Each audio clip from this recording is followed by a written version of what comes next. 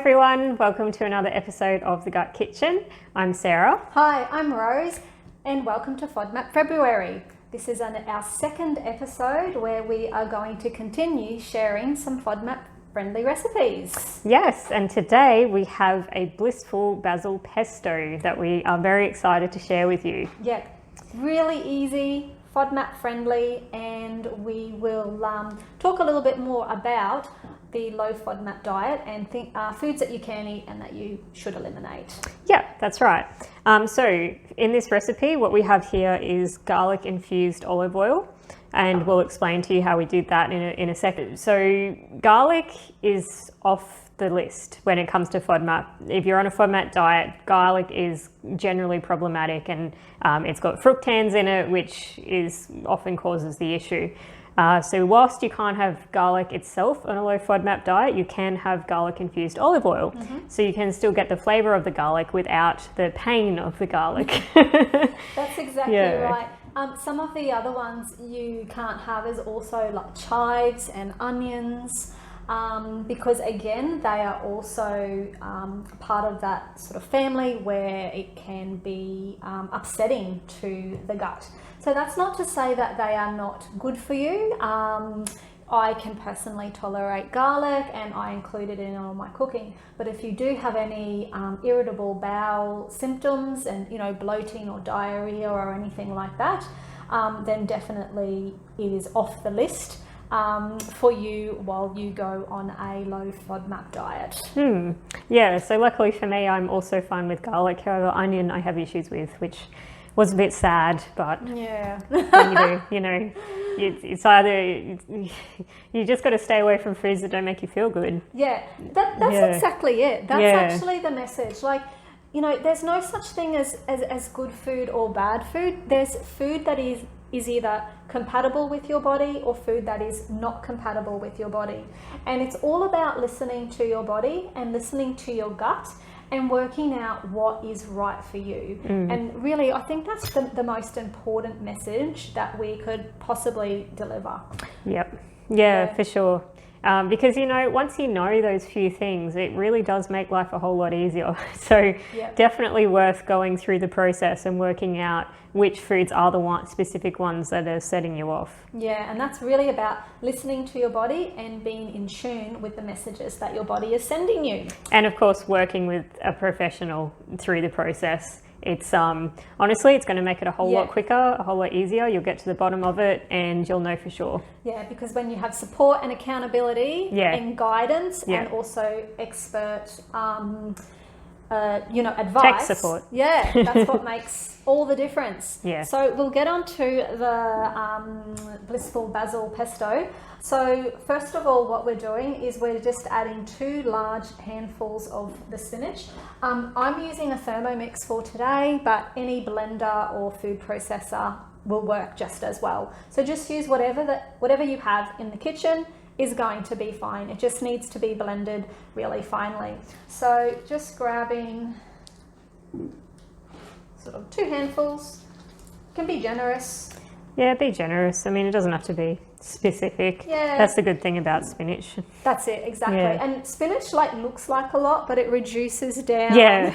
Yeah, this looks like a huge plate, but it's going to get quite small. It's going to be, just a little tiny bit. Then we've got about 2 cups of basil. Again, we're just going to just estimate, and I'm just going to grab what's equivalent to about 2 handfuls.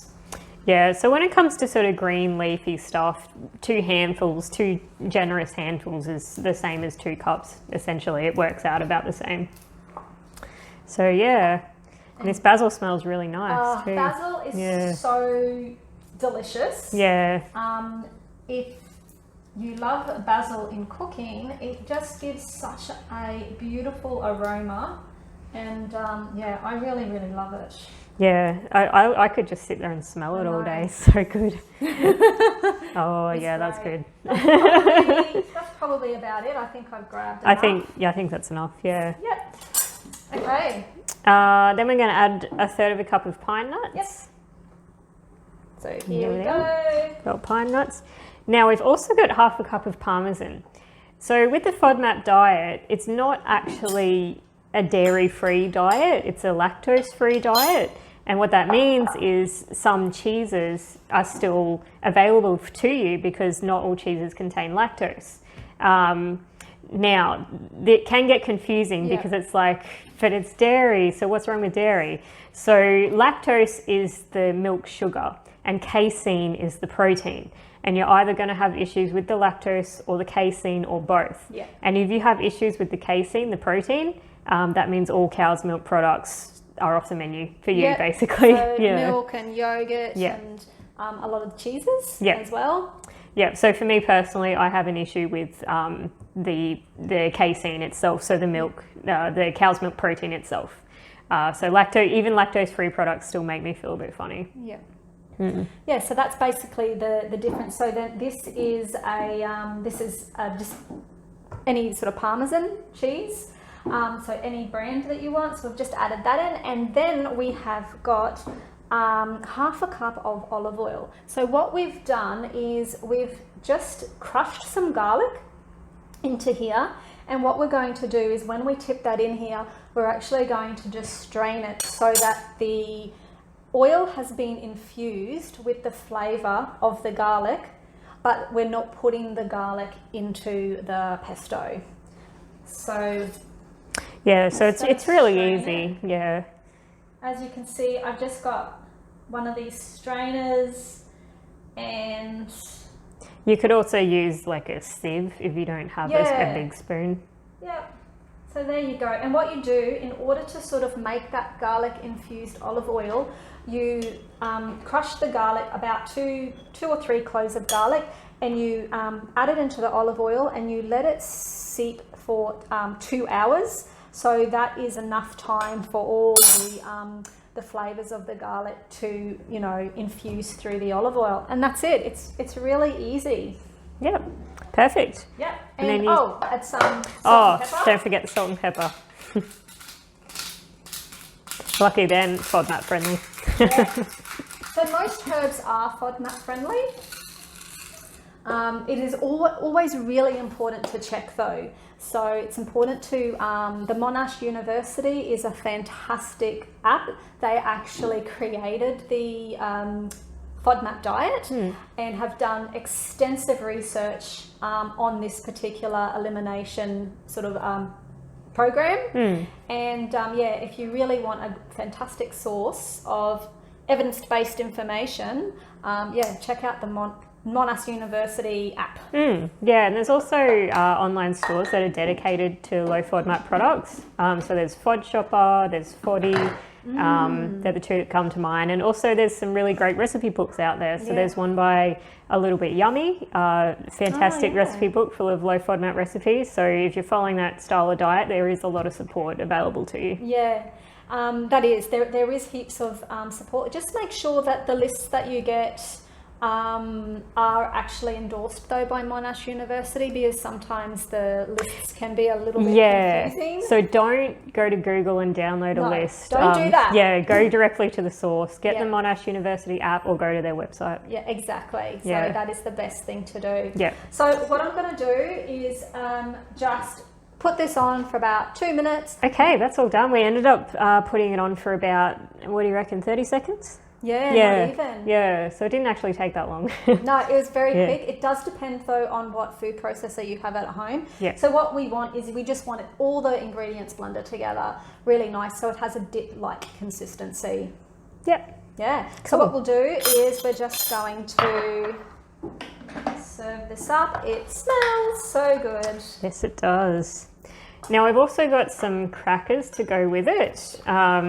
These are, gluten-free, vegan. They're made of whole grains and seeds, so quite healthy, FODMAP friendly, and they taste pretty good. Yeah, they're one of my favourite brands in terms of crackers.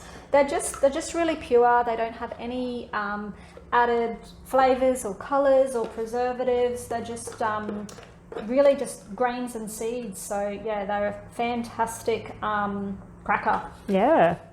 As you can see, Oops. Yeah, a little bit on the side there. Here we That's go. right. So if you can have a look. Yeah, there it is. It is really, really delicious. What I will just do quickly is, as you can see, this dip was super easy to make. It only took us a few minutes, and we used like 5 ingredients, whole food, natural ingredients. I'm just going to quickly read out the ingredients of a dip, which is a store-bought dip. So a lot of the store-bought dips have loads of ingredients. This one has maybe about 12 ingredients. So I'll read them out. Okay, so we've got canola oil, cashews, basil, cheese, milk, salt, cultures, animal rennet enzyme, rice flour, vinegar, spinach, cooked chickpeas, onion, herbs and spices, food acid, salt, garlic, natural colour, natural flavour, and preservatives. Not FODMAP friendly. No, not at all. Probably not very Yeah. gut friendly as well. Yeah. So that's just an example. When you do go shopping, read the ingredients. It's so important.